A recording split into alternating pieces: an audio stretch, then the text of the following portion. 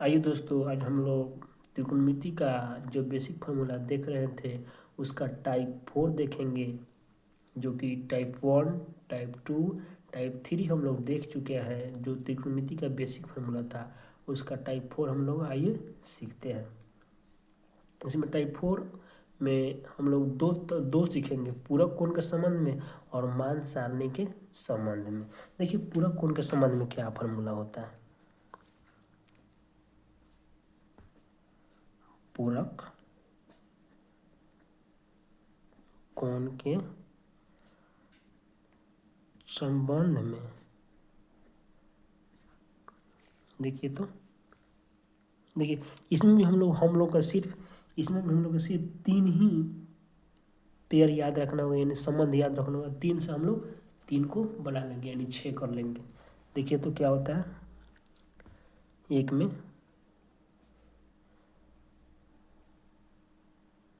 Sign 90 minus theta बराबर cos theta. Cos theta हो गया, इसी का 2 नंबर हो जाएगा। देखिए तो कॉस 90 माइनस थीटा बराबर क्या हो जाएगा, साइन थीटा। तो मेन ये फॉर्मूला एक हो गया आपका, इससे एक बन गया। चलिए इसी के दूसरा संबंध हम लोग देखते हैं 3 नंबर में। दूसरा संबंध क्या होता है, tan 90 माइनस थीटा बराबर cot थीटा। देखिए तो इसी से हम लोग tan का ऑपोजिट cot हो जाएगा, तो cot बराबर 4 नंबर में देखेंगे हम लोग, cot 90 माइनस थीटा बराबर tan थीटा। चलिए हम लोग 5 नंबर देखते हैं, COSEC कोसेक 90 माइनस थीटा बराबर सेक थीटा। तो देखिए 6 में इसका क्या हो जाएगा, इसी का सेक से हम लोग कॉस बना लेंगे, सेक 90 माइनस थीटा बराबर cosec theta, COSEC cosec theta. तो सिर्फ हम लोग को क्या 3 को याद रखना पड़ा आपका, 1, 2 और 3। देखिए हम लोग 3 को याद रखेंगे, 3 से हम लोग क्या बना लिए, 3 से पहला से एक बना लिए, और तीसरा से चौथा बना लिए, और 5वां से छठा बना लिए। सिर्फ हम लोग को 3 याद रखना है, 3 से हम लोग 3 को ऑपोजिट बना लेंगे। आइए हम लोग मान सारणी के बारे में आज फॉर्मूले, उसके बाद फॉर्मूले को याद करते हैं।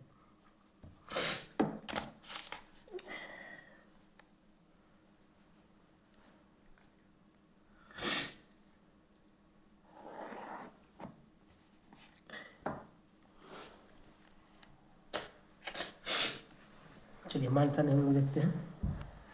देखिए मान सारणी लिखना हम लोग सीखते हैं।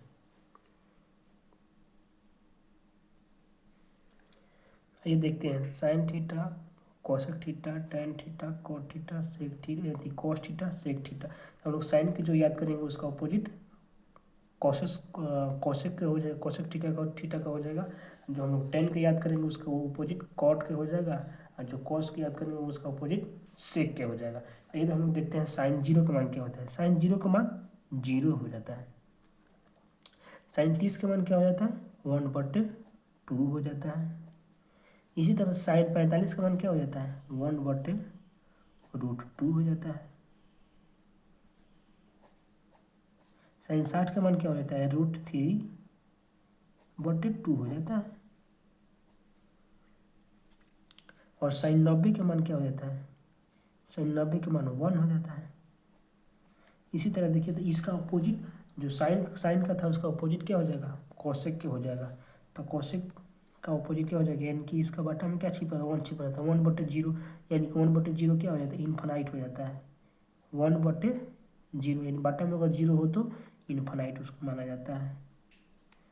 चलिए इसी का अपोजिट क्या हो जाएगा, 1/2 है, साइन 30 का मान 1/2 है, तो कोसेक 30 का मान अपोजिट उसका हो जाएगा, यानी कि सिर्फ 2/1 हो जाएगा। तो 1/1 तो छिपा ही रहता है, तो 1 हम लोग नहीं लिखते हैं। चलिए हम लोग और कोसेक 45 का मान देखते हैं। तो कोसेक 45 का मान क्या हो जाएगा, जो साइन 45 का था उसका अपोजिट हो जाएगा, यानी 1/√2 था तो सिर्फ √2 हो जाएगा, क्योंकि बटा में 1 तो छिपा ही रहता है, उसको नहीं लिखा जाता है। कोसेक 60 का मान क्या हो जाएगा, कोसेक 60 का मान क्या हो जाएगा आपका, जो साइन 60 का था उसका अपोजिट हो जाएगा कोसेक 60 का मान, यानी कि वो क्या था √3/2, तो क्या हो जाएगा 2/√3। चलिए अब इसी का देखते हैं हम लोग कोसेक 90 के मान। देखिए तो साइन 90 का मान 1 था, तो बटा में 1 छिपा, तो 1/1, तो फिर पड़ जाएगा, तो 1 हो जाएगा, तो कोसेक 90 का मान भी 1 हो गया।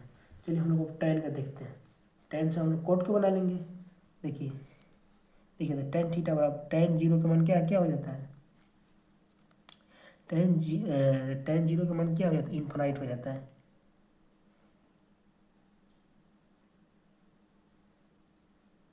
नहीं, tan 0 का मान 0 हो जाता है, क्योंकि साइन बटे कॉस होगा, तो कॉस होगा तो कॉस 0 का मान बटे 1 होगा, तो 0 हो जाएगा आपका यहाँ।